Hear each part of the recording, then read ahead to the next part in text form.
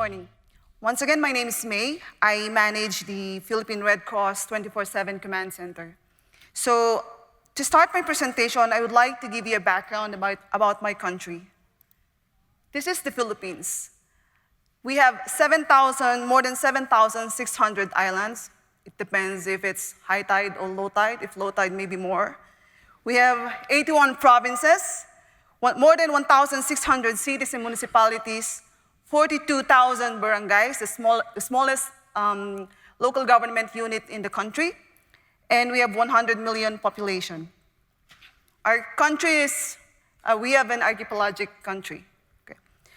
Before the platform exists, it takes time for the Philippine Red Cross to create maps. For one province, it took me 4 hours because I had no idea that GIS existed. This kind of platform existed before Haiyan. And we know the location of our volunteers. We know that we have volunteers. In the Philippine Red Cross, at this time, we have more than 650,000 volunteers all over the country. Most of them are first aiders and community-based volunteers. We know that we have volunteers in every provinces, but we don't know their location.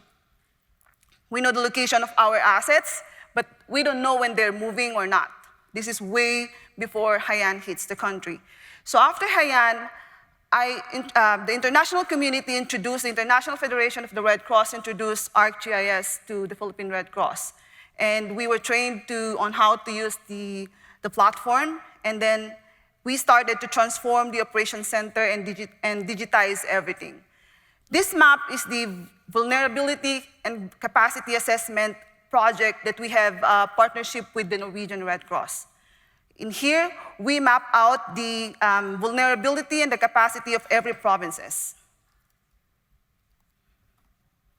One is in Camarines Sur. I'm going to show you.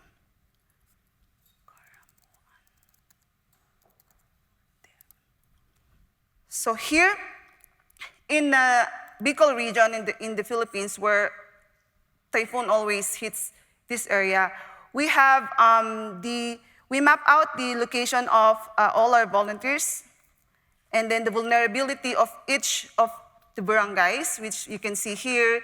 We have these flooded areas. We even map out the historical landslide within the area and the 100-year flood data. We had to layer it in one view.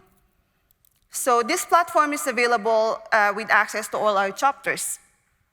They have their own username and password, and the Philippine Red Cross is mobilizing our volunteers, and they have Arc Collector for them to take photos and then upload it to the cloud. So this is being updated real time.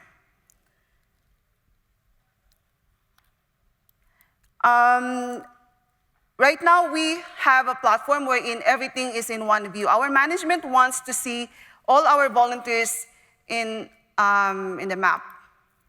So here, we map out all our first aiders in every location in every barangay in the country. So we have their name, their contact numbers, and their addresses. We even map out the schools here. Schools are evacuation centers in the Philippines. So we have to know the nearest available evacuation centers in every provinces, in every barangays. We map out the location of our ambulances, the hospitals. So we added some layers in the Mayon volcano danger zone. So every hazards of every community, we have it in the map. So right now, we know the location and the vulnerability, we know the location of our volunteers, the vulnerability of every barangays, and each barangay is also, we involve them when it comes to updating this platform because they know their community way better than we do. So we empower them by mobilizing them during the implementation of this project. Now we have all the names, the contact numbers, and the addresses of our volunteers. Our next problem at the command center is how to mobilize them. In the Philippines, more than 90% are prepaid users. Our volunteers change their numbers from time to time. If they change their boyfriends, they change their numbers. So we don't know how to mobilize them. We don't know how to contact them. In the Philippines, SIM cards are less than $1, and it's not registered. So it's easy for them to change it.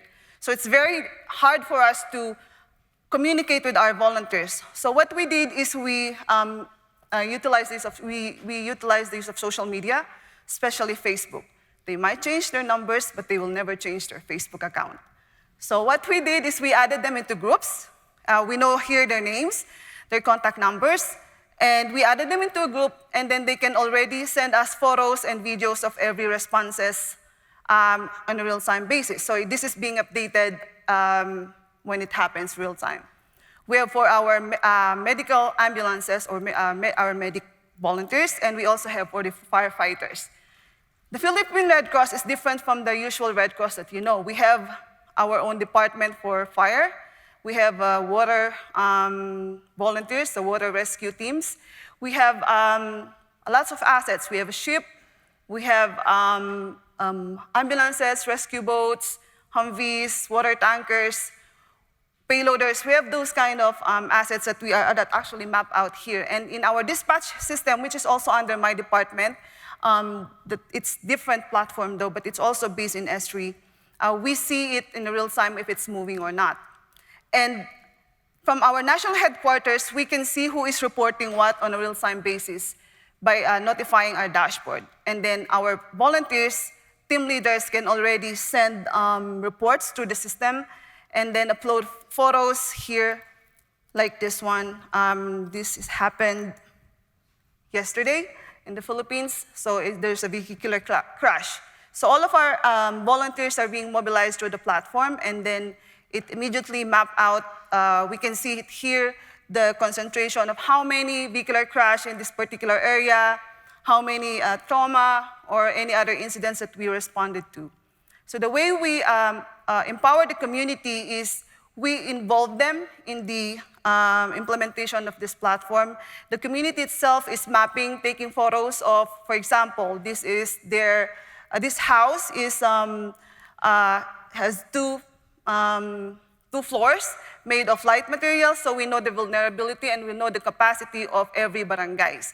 So they know how to respond on themselves when there is an incident or a major disaster. And we can also augment with them if, for example, this community is really vulnerable, so we know the location of our volunteers and we can mobilize them and then respond to that incident to help the community that cannot respond on themselves. So when we had this platform, it is a total game changer with our operations, because before we do everything manually. We communicate with our volunteers via single sideband radio, or sometimes via text or calls, and we don't know their locations. We cannot see it in a map. And we create maps, like we download it from the internet and we edit it via editor. That's how we do it before Haiyan. So right now we can create maps, hundreds of maps in a matter of hours. It depends on what the management actually needs. And right now, all of our chapters are using this platform. They have their own account for them to update their own community. And this way, we were able to decide how to help the community in case of a disaster. And we live with our mantra to be the always first, always ready, always there. Thank you.